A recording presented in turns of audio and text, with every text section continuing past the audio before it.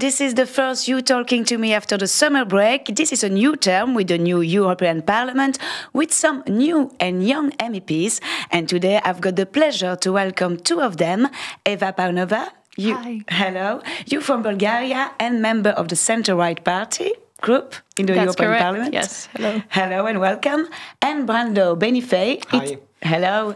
And you Italian and a Socialist member. Yes.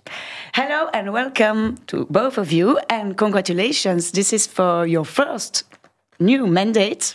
Correct. Yes. Thank you. So you will start by voting the new European Commission, which could be a real problem if there will be less female members than the current one.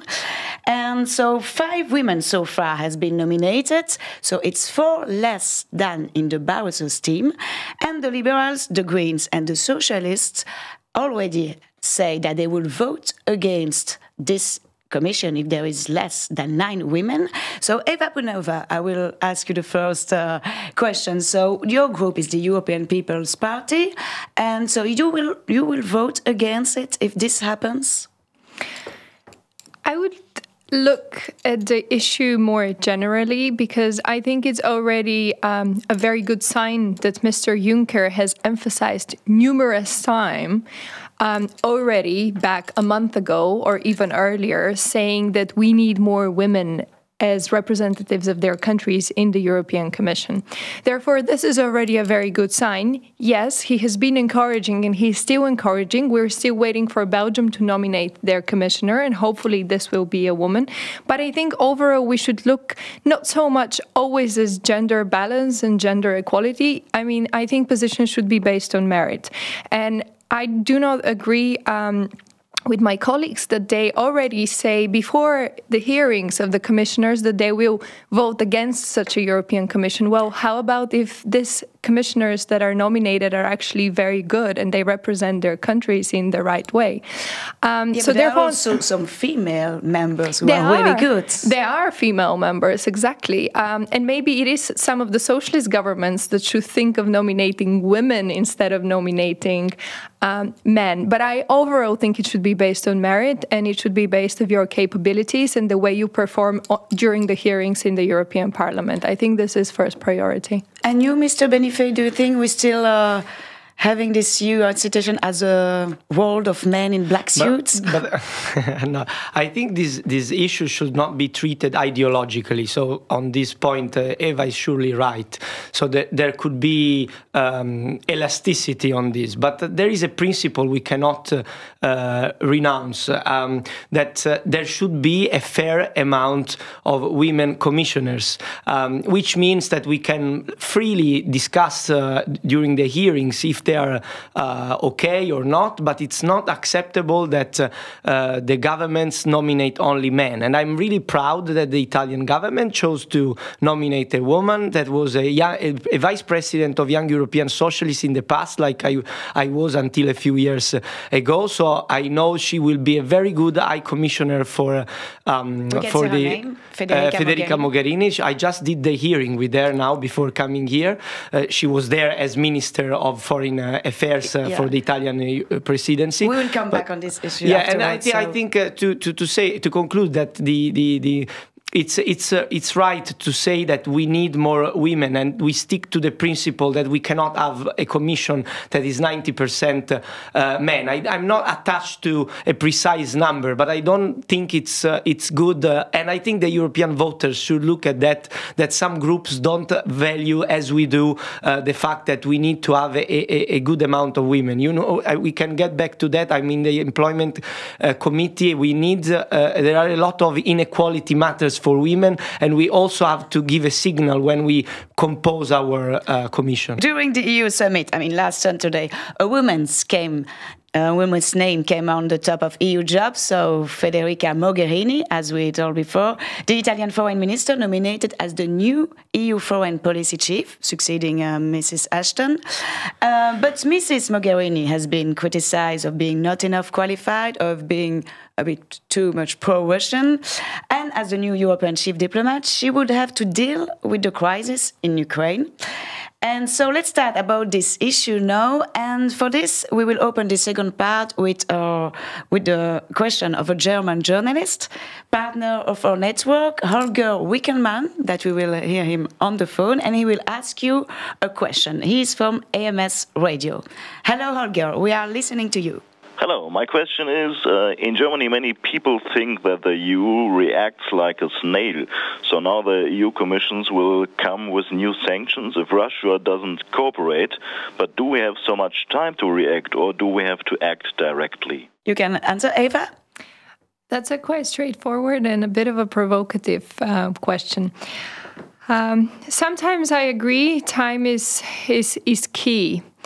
Though we cannot risk to get to a situation and to a point of no return. Therefore, the actions taken by the European leaders have to be well thought. And we see that actually the only way Mr. Putin reacts and the only way he is actually ready to even negotiate and create a dialogue is when we talk sanctions. The EU leaders have given a week to Mr. Putin, either to lower his presence in Ukraine or further sanctions will be on the table. I do think EU leaders could act faster, but having the current situation, we need to pay attention very much whether we do not accelerate the problems in Ukraine as well. Therefore, it's important to probably be a little bit on the defensive side for this coming week to see how things will develop. But it's very clear there will be further sanctions if things haven't changed for the the week to come. I know, Mr. Benifei, you think we have to react quicker or just wait? I will start answering because it's useful to answer about the criticism on Mogherini, because the fact that we are, and the new probable, if we confirm her representative is too much pro-Russian. It's not true, because you can see that both Obama and Mr. Kerry said that Miss Mogherini is a very good ally and a person who they know very well. But obviously, she also had to meet Putin as a foreign minister of Italy and a member of the presidency of the European Union at the moment, because Europe has to play a role that is mediating between different subjects in the area. I think it was good and it was necessary to push for the sanctions at the light of what is happening. But in general, I agree with what Eva has also said until now. We have to be very careful that we do not get to a point of no return. So I think it has to be. We have to ponder further actions. But as the Ukrainian President Petro Poroshenko said, I mean, it was running out of time to prevent a full-scale war. So yes, but what Mr. Poroshenko is in need, and what Ukraine is in need of, a united Europe, of a Europe which speaks with one voice, of a Europe where it has a high representative that can represent Europe and speak as one voice of Europe. Main thing what Ukraine needs now, and Mr. Poroshenko as a president of the country, they need support from Europe. It needs to be clear that Europe stands united behind Ukraine. This is the most important thing for Ukraine right now. They need support, for Europe, but Europe is nearly facing a war. I agree that, but the best interest of Ukraine is that the EU proceeds united. And when we decided on the sanctions, I think we did a good example of a common and really coordinated European policy that will be effective. But to be effective, we need to be united, and so we need also to coordinate. It's not easy. We are not the United States. We are not the United States of Europe. We have different histories and geographical and geopolitical ideas, and so I think that we need to have the time to discuss. At the same time, I know that there will be an urgent need for action. We need to urge the UN to be there, and the European Union can do already what it's doing. I think it's important and useful for Ukraine, but we really need to coordinate. Otherwise, it will be a disaster. Okay, giving time and to see, but you're not scared about seeing Europe nearly facing a war? I think we need to pay attention to the wording we use in order to, again, not to get to the point of no return. It's very serious what is happening, and I'm sure European leaders, as well as members of the parliament, members of the AFET committee, are taking all this into consideration. But we are dealing with an unpredictable partner, with someone who you cannot predict what's going to happen, and someone who is not very much wanting to have a dialogue with EU member states. And this is where the problem is. The most important part for the European Union right now is to try to keep some type of a dialogue with Russia and to help Ukraine resolve the situation. We cannot miss the point where there is no dialogue and we use words as war and we get into a war. So, Mr. Benifei, so last question, because we have to end up this program soon. So, do you think Mr. Putin will finally cooperate within a week or? As Eva said, I agree with the fact that it's a bit of an unpredictable partner, also because we have a problem of reciprocal understanding and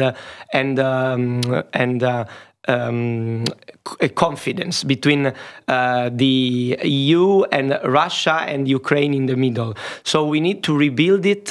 At the same time, I think that Mr. Putin will not want to exacerbate a fight with the EU, seeing that we are serious in the term of being united in contrasting any action against territorial sovereignty, territorial integrity, human rights.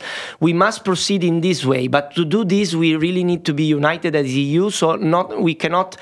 I think that unilateral actions by single states or proceeding in a disorderly way will not help solving the situation. I believe that Putin will not want to a direct clash with the European Union more than we already have.